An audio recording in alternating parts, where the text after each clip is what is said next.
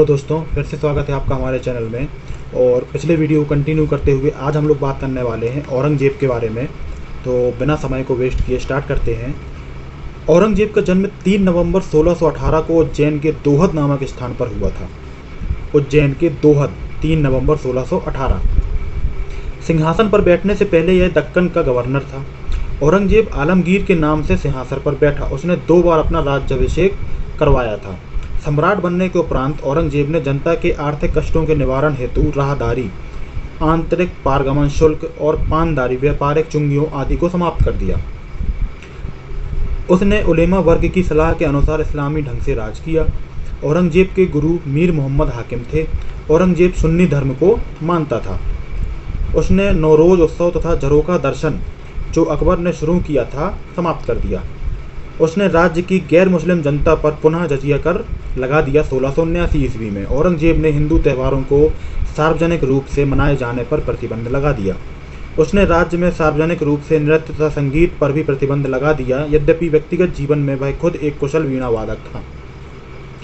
अपने व्यक्तिगत चारित्रिक गुणों के कारण औरंगजेब को जिंदा पीर के नाम से जाना जाता है। व्यक्तिगत चारित्रिक गुणों के कारण जिंदा पीर के नाम से जाना जाता है। औरंगजेब के समय मुगल साम्राज्य क्षेत्रफल की दृष्टि से चरमोत्कर्ष पर था। यह काबुल से लेकर चटगांव तक और कश्मीर से लेकर कावेरी नदी तक विस्तृत था। उसने 1686 में बीजापुर तथा 1687 में गोलकुंडा को जीतकर मुगल साम्राज्य में मिला लिया। औरंगजेब के समय जाट विद्रोह, गोकुल एवं राजराम के नेतृत्व में 1669 ईस्वी, सतनामी विद्रोह 1679, सिख विद्रोह एवं राजपूत विद्रोह 1678 हुए। उसने सार्वजनिक सदाचार के लिए मुहतसिब नियुक्त किए। औरंगजेब के पुत्र अकबर ने दुर्गादास के बहकावे में आकर अपने पिता के खिलाफ विद्रोह किया। औरंगजेब ने अपने बेगम के आग्रह पर ताजमहल की प्रतिकृति का निर्माण किया, जिसे बीवी का मकबरा या द्वितीय ताजमहल 1679 के नाम से जाना जाता है और यह औरंगाबाद में स्थित है। औरंगजेब की मृत्यु 1707 में हुई। इसे दौलताबाद में स्थित फ़कीर बुरहानुद्दीन की कब्र के अहाते में दफनाया गया। तो ये था औरंगजेब। अब औरंगजेब के बारे में बहुत सी बातें प्रसिद्ध हैं कि इसने मंदिरों को तुड़वाया था, या इसने बहुत अच्छे काम किए थे, या बहुत ज़्यादा बुरे काम किए थे। तो ये चीज़ें किताबों में हैं। कुछ किताबों में उसको अच्छा बताया गया है, कुछ किताबों में उसको बुरा बताया गया है। तो इस चीज़ को हम लोग इसी पर छोड़ देते हैं कि ये सिर्फ इतिहास की बातें हैं और इतिहास की बातों का हमारे वर्तमान पर असर नहीं होना चाहिए। हम इसको केवल पढ़ रहे हैं एजुकेशनल पर्पस से, तो इसको कंट्रोवर्शियल वे में ना देखा जाए। मेरी यही रिक्वेस्ट है आपसे, सिर्फ एजुकेशन पर्पस में आप इन चीज़ों को सुने, याद रखें, परीक्षाओं में उत्तर देकर अपने एग्ज़ाम में पास हों और जॉब में सिलेक्ट हो जाएं। इन चीज़ों को यहीं तक हमें रखना चाहिए। इसमें वाद विवाद करने से या बहुत ज़्यादा अच्छा बुरा कहने से कोई फ़ायदा नहीं होता है किसी भी राजा के बारे में, क्योंकि राजा लोग जो होते हैं वो ऐसे ही होते हैं। अब इसमें कहें राजाओं को, वो देखो, राजा लोग जो होंगे वो एक दूसरे से युद्ध करेंगे, कोई जीतेगा कोई हारेगा। राज्य और शासन इसी तरीके से चलते हैं। अब बात करते हैं उत्तर मुगल शासक की। तो औरंगजेब की मृत्यु के पश्चात जो मुगल शासक आए वे सभी सामान्यतः अयोग्य थे। अयोग्य मतलब उतने कारगर नहीं थे, ना वो उस चीज़ को चला पाए, उसके मुगल शासन को। बहादुर शाह को शाह बेखबर कहा जाता था। क्या? शाह बेखबर। मोहम्मद शाह 1719 से 1748 के शासनकाल में ईरानी आक्रमणकारी नादिर शाह ने 1738 ईस्वी में दिल्ली पर आक्रमण किया। नादिर शाह मयूर सिंहासन और कोहिनूर हीरा भारत से ले गया था। मोहम्मद शाह रंगीला नाम से विख्यात था। अब देखो, नादिर शाह ने आक्रमण किया था और क्या, कोहिनूर हीरा भारत से ले गया था। अहमदनगर के वजीर मलिक अंबर के विरुद्ध सफलता से खुश होकर जहांगीर ने खुर्रम को शाहजहां की उपाधि प्रदान की थी। शाहजहां ने संगीतज्ञ लाल खां को गुड़ समंदर की उपाधि दी थी। किसको? लाल खां को। इस्लाम नहीं स्वीकार करने के कारण सिखों के 9वें गुरु तेग बहादुर की हत्या औरंगजेब ने करवा दी थी। मुगल काल में मीर बख्शी द्वारा सरखत नाम के पत्र पर हस्ताक्षर के बाद ही सेना को हर महीने वेतन मिल पाता था। शरीयत के प्रतिकूल कार्य करने वालों को रोकना, आम जनता को दुष्चरित्रता से बचाने का कार्य मुहतसिब नामक अधिकारी करता था। मोहम्मद शाह द्वितीय ने उर्दू भाषा एवं संगीत को प्रोत्साहित किया। शाह आलम द्वितीय 1759 से 1806 ईस्वी अवध के नवाब शुजाउद्दौला और बंगाल के नवाब मीर कासिम के साथ मिलकर 1764 में अंग्रेजों के विरुद्ध बक्सर का युद्ध लड़ा, परंतु पराजित हुआ। कौन कौन लड़ा था? शाह आलम द्वितीय और नवाब शुजाउद्दौला और बंगाल के नवाब मीर कासिम। 1764 में शाह आलम II के समय अहमद शाह अब्दाली एवं मराठों के बीच पानीपत का तीसरा युद्ध हुआ। 1761 में इस युद्ध में मराठों की हार हुई। अकबर द्वितीय ने 1833 ईस्वी में राजा राम मोहन राय को अपनी पेंशन बढ़वाने इंग्लैंड भेजा। अंतिम मुगल सम्राट बहादुर शाह द्वितीय ने 1857 ईस्वी के विद्रोह का केंद्रीय नेतृत्व किया। बहादुर शाह द्वितीय ने 1857 तक, मतलब मुगल शासन भारत में था, बहुत छोटे रूप में रहा होगा पर था। विद्रोह के दमन के बाद बहादुर शाह द्वितीय को उसकी पत्नी जीनत महल के साथ बर्मा की रंगून स्थित मांडले जेल में रखा गया। इनको पकड़ लिया गया था और रंगून की जेल, कहाँ पर? मांडले जेल में रखा गया था। उसकी मृत्यु वहीं हुई और उसका मकबरा रंगून में ही स्थित है। उसकी क्या कब्र जो है वो रंगून में ही स्थित है। अब बात करते हैं हम लोग मुगल कालीन प्रमुख इमारतें कौन कौन सी थी। तो पहली इमारत है काबुली बाग की मस्जिद, जो कि पानीपत में है और इसको निर्माण करता थे इसका बाबर।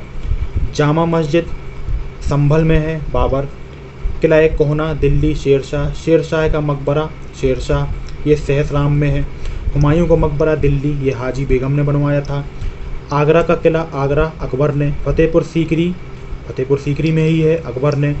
जोधाबाई महल फतेहपुर सीकरी, अकबर ने। मरियम की कोठी फतेहपुर सीकरी, अकबर ने। जामा मस्जिद फतेहपुर सीकरी, अकबर ने। बुलंद दरवाज़ा फतेहपुर सीकरी, अकबर ने। सलीम चिश्ती का मकबरा फतेहपुर सीकरी, अकबर ने। अकबर का मकबरा सिकंदरा, जहांगीर ने। इतामुद्दौला का मकबरा आगरा, नूरजहाँ ने। जहांगीर का मकबरा शहादरा, नूरजहाँ ने। नगीना मस्जिद आगरा, शाहजहाँ। मोती मस्जिद आगरा, शाहजहाँ। जामा मस्जिद आगरा, शाहजहाँ। ताजमहल आगरा, शाहजहाँ। लाल किला दिल्ली, शाहजहाँ। बीवी का मकबरा औरंगाबाद, औरंगजेब। बादशाही मस्जिद लाहौर, औरंगजेब। अब इसके बाद हम लोग बात करते हैं इसी वीडियो में उत्तरकालीन जो मुगल शासक थे हमारे, उनके शासनकाल कितने कितने चले। तो पहले तो बहादुर शाह, जिसका 1707 से 1712।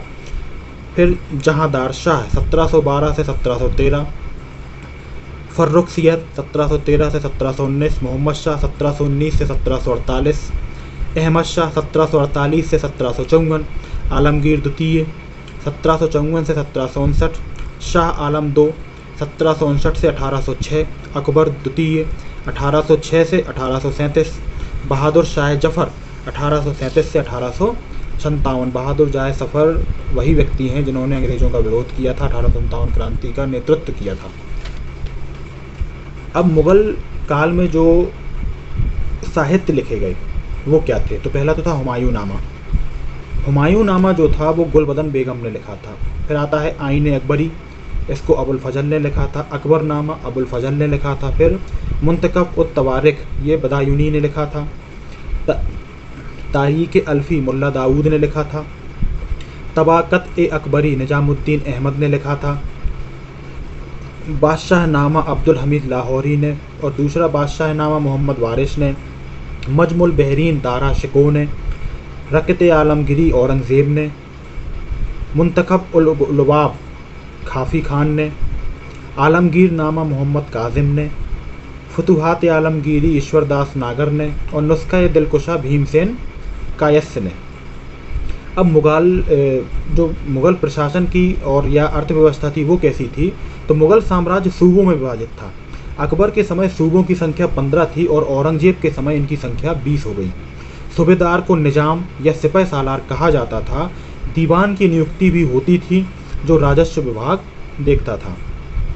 मुग़ल काल में भूमि के 3 प्रकार थे। एक थी खालसा भूमि, बादशाह के नियंत्रण की भूमि। जागीर भूमि, तनख्वाह के बदले दी जाने वाली भूमि।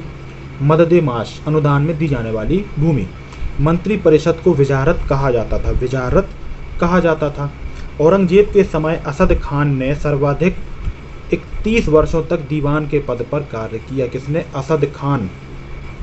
सम्राट के घरेलू विभागों का प्रधान मीर समान कहलाता था। सेना का प्रधान मीर बख्शी होता था। अकबर ने मनसबदारी प्रथा का आरंभ किया जो मंगोलों की सैन्य प्रणाली से लिया गया था। अकबर ने लगान व्यवस्था को प्रभावी बनाया। जहांगीर ने ग्यास बेग को शाही दीवान बनाया एवं एतमाद उद दौला की उपाधि दी। शाहजहां ने दिल्ली में एक कॉलेज का निर्माण एवं दारुल बका नामक कॉलेज की मरम्मत कराई। जात से व्यक्ति के वेतन एवं प्रतिष्ठा का ज्ञान होता था। सवार पद से घुड़सवार दस्तों की संख्या का ज्ञान होता था। प्रत्येक सूबा सरकार अथवा जिलों में बटा था। सरकार का प्रमुख फौजदार होता था। सरकार परगनों में विभाजित था। परगने का प्रमुख अधिकारी सिकदार होता था। आमिल कानून को राजस्व देखते थे। मुगलों के पास विशाल स्थायी सेना थी। सैन्य अधिकारियों को मनसब प्रदान किया जाता था। मुगल काल में सर्वाधिक प्रचलन वाला सिक्का इलाही था जो सोने का सिक्का था। चांदी का सिक्का रुपया कहलाता था जिसका वजन 172.5 ग्रेन था।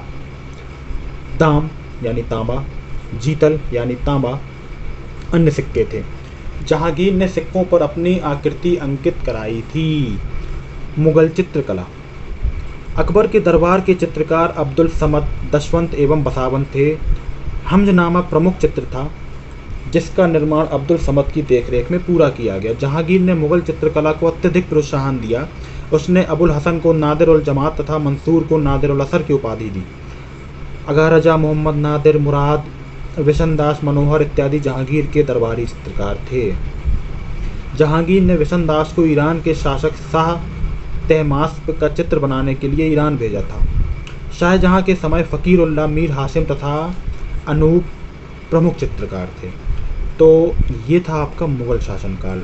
इसका एक पहला वीडियो भी है इसमें शुरुआत बताई गई है और फिर इसमें औरंगजेब से लेकर और अंत कैसे हुआ, और अंत आपने पढ़ ही लिया कि उसको 1857 की क्रांति में बहादुर जाय जफर को रंगून में जेल में डाल दिया गया था और वहीं उसकी मृत्यु हो गई थी। तो मुग़ल शासनकाल का अंत हम इसी तरीके से कह सकते हैं। इसके बाद हम भारत के और भी शासनकालों के बारे में पढ़ेंगे जो कि बहुत ही महत्वपूर्ण है। मराठा शासनकाल है, मौर्य शासनकाल है, और गुप्त वंश है या खिलजी वंश है। बहुत सारे ऐसे हैं जिनके बारे में हम लोग चर्चा करेंगे। और मैं जिस तरीके से आपको पढ़ा रहा हूँ, एक पुस्तक के द्वारा मैं पढ़ा रहा हूँ, और उसमें सिर्फ प्रश्नोत्तरी के हिसाब से ही आपको प्रश्न मिलेंगे, वन लाइनर के हिसाब से, तो आप उसको उसी तरीके से पढ़ें। इन सब वीडियोस को विवादित करने की कोशिश ना मैंने की है और ना मैं चाहता हूं कि इसको कोई इस तरीके से समझे। अगर मैंने फिर भी कोई बात गलत बोल दी हो तो मैं आपसे हाथ जोड़कर विनम्र माफ़ी चाहता हूं। मैं सिर्फ इसको इन्फॉर्मेशन के पर्पज़ से ही पढ़ा रहा हूं। मैं भारत के जितने भी शासक हुए उन सभी की इज़्ज़त करता हूं, अपने देश की इज़्ज़त करता हूं, उस पर मुझे बहुत गर्व है। अगली वीडियोज़ में हम इन्हीं सब चीज़ों के बारे में चर्चा करेंगे। और अगर ये वीडियो आपको अच्छी लगी हो, इसका एक पहला पार्ट भी है, मैं बार बार बोल रहा हूँ, तो अपने दोस्तों के साथ इस वीडियो को शेयर करें। ये आपके एग्ज़ाम पर्पज़ से जो हिस्ट्री पोर्शन आता है एग्ज़ाम्स में, उसके लिए बहुत ही उपयोगी और महत्वपूर्ण साबित होगी। और मुझे उम्मीद है कि आप लोगों को वीडियो पसंद आई होगी। और अगर इसके बाद भी कोई चीज़ है जो आपको समझ में नहीं आई है या किसी चीज़ में आपको परेशानी जो हो रही है, तो उसको हमें कमेंट बॉक्स में ज़रूर बताएं। हम लोग उसको सुलझाने की कोशिश ज़रूर करेंगे। तब तक के लिए इस उम्मीद के साथ कि आप वीडियो को शेयर जरूर करेंगे और चैनल को सब्सक्राइब जरूर करेंगे। अलविदा लेता हूँ मैं। जय हिंद, जय भारत। हाय दोस्तों, आप तो वीडियो पसंद आई तो लाइक करना, सब्सक्राइब करना। तब तक के लिए